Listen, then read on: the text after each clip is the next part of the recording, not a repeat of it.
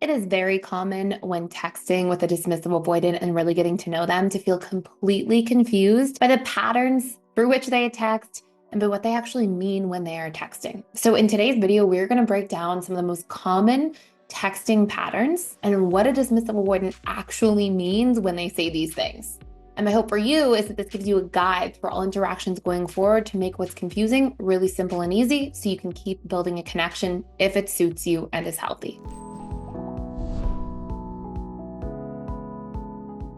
So texting habit number one, I'm not going to just tell you the texting habit, though. I'm going to tell you the texting habit and like what's actually going on for the dismissive avoidant attachments. Also, it brings some clarity to the very confusing ways that DAs often communicate. So texting habit number one is indirect text messages. And this is generally like an indirect initiation of trying to get together, hang out. So let me give you an example.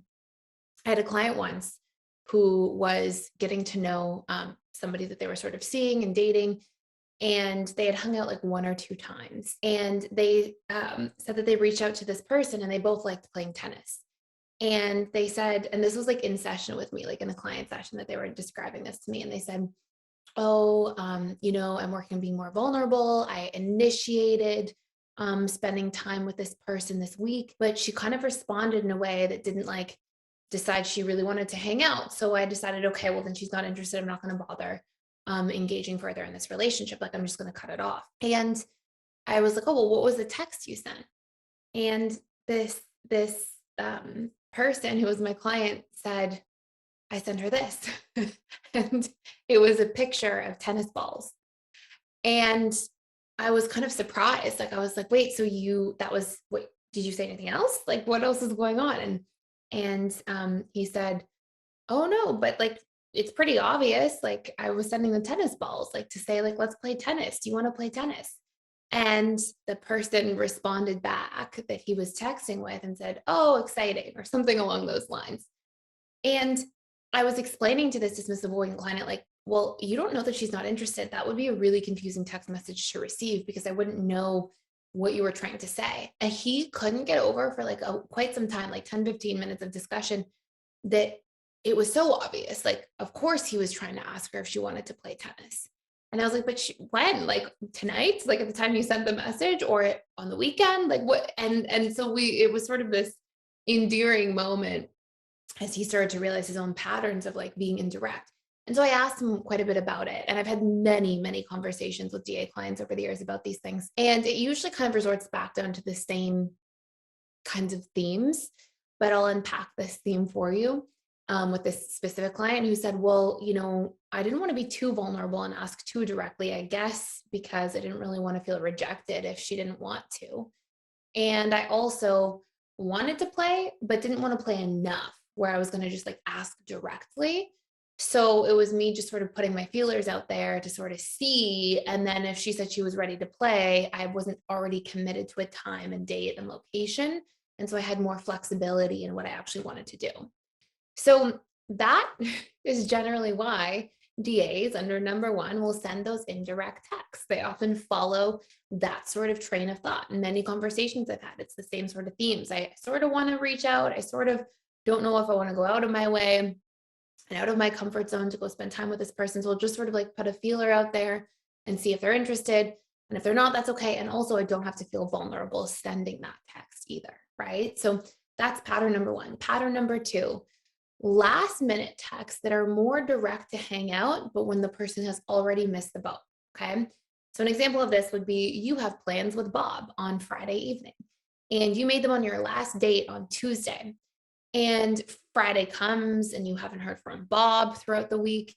And you think, okay, well, like, are we going to hang out or not hang out? And you're feeling anxious and distressed and nervous and kind of waiting. And then eventually you text Bob at 3 o'clock and you say, hey, are we still getting together this evening? What's the plan? And the plan was for a 7 p.m. movie or 7 p.m. dinner.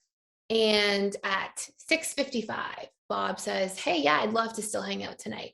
Or at 7:45 or 8:45, Bob says, hey, yeah, are you still around? So these last minute texts to hang out. And when I've unpacked many of these conversations, I won't tell you a full story for every single person because the video will take forever. But when I've unpacked these conversations, it is the person, and DAs have told me this directly many, many, many times over, same theme, same pattern. DAs know that they missed the boat. They wanted to make other plans, like to do something else, like to hang out on their own or to hang out with friends.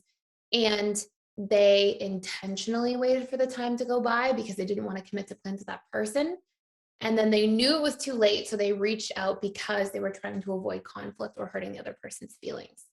If you're somebody who's truly interested in helping others while also securing financial freedom for your future, there is a limited time option to join our 50% off certified relationship coach program. And this is a 12-week program where you can create financial freedom, work from anywhere in the world, and truly make an impact on other individuals' lives by becoming a certified relationship coach in just 12 weeks. Throughout this entire 12 weeks, you will learn all of the tools that you need to discover somebody's attachment style and help them heal and change their attachment style if they are insecurely attached so that they can become secure and build the best relationships of their life.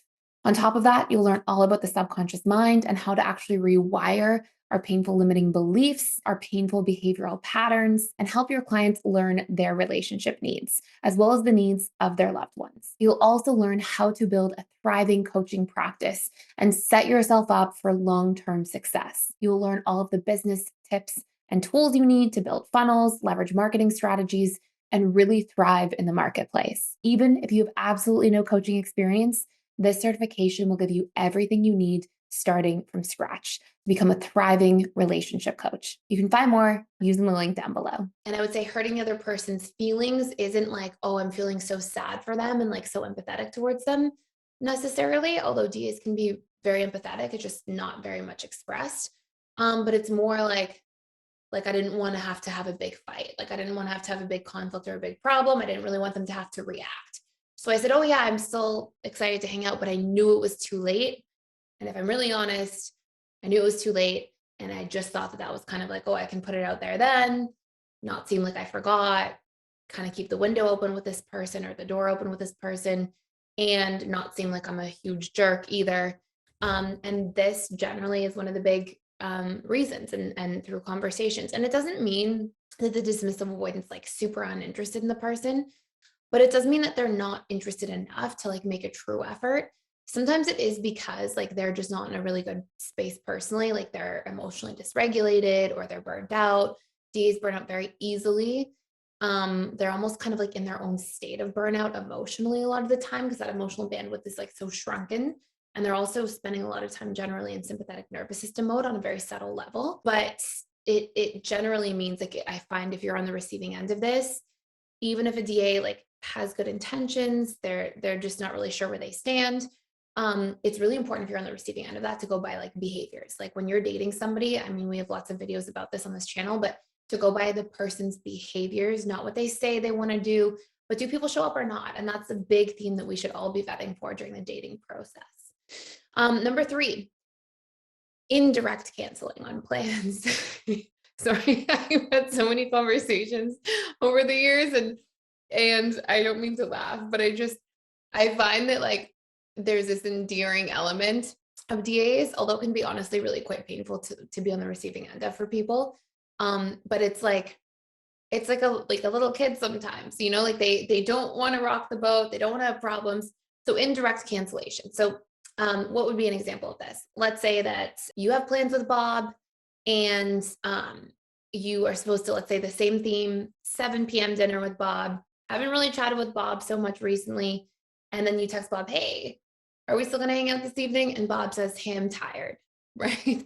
And there's this like ambiguity and you're like, what does that mean? You're tired, so you want to stay in instead of go out for dinner? You want to, go to a movie and not talk? You want to watch a movie and just be quiet? Or are you canceling? Like, and so it can be a little frustrating to be on the receiving end of some of these messages. But what's interesting, I think one of the most interesting things is often DAs, when they're in that boat, they think that they're being direct. And you have to remember too, right? As much as it can be frustrating to be on the receiving end of text like this, and it can be confusing. And it's almost like out of a comedy scene where somebody's like so confused and frustrated or, these different things because it's so indirect and you're like, come on.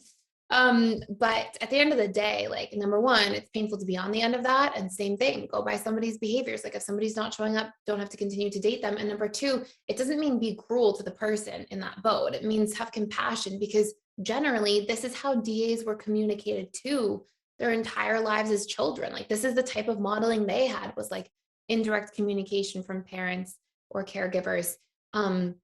No emotions, like having to sort of decipher actions and read between the lines about what's going on all the time. And so that's how they've been modeled communication, right? It's not like they're trying to be harsh or cruel. It's like they usually just don't have any better modeling. But obviously you can see where like friction will ensue. And then number 4 is ghosting patterns of communication.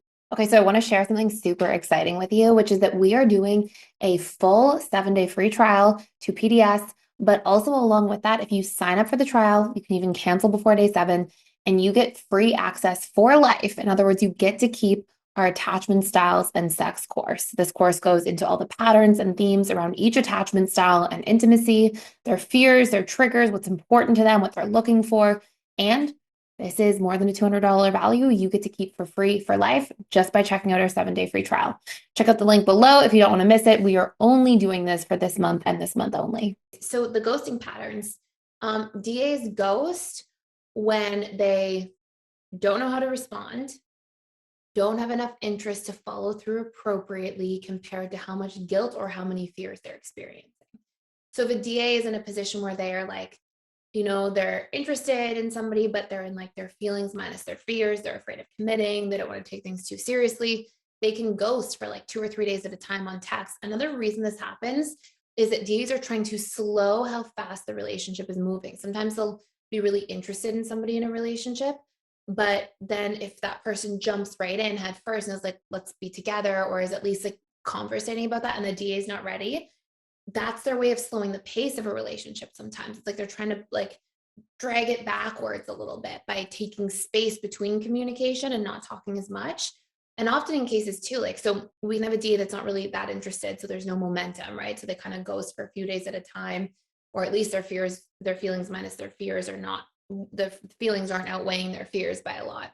That's one version, but that other trajectory is that sometimes DAs are really interested, but they're not interested in the pace that somebody's moving at. So that's their way of sort of like indirectly trying to slow things down, though a very counterproductive one, the general rule. So, they're usually, that just creates more conflict long term and more of what they're afraid of in the first place.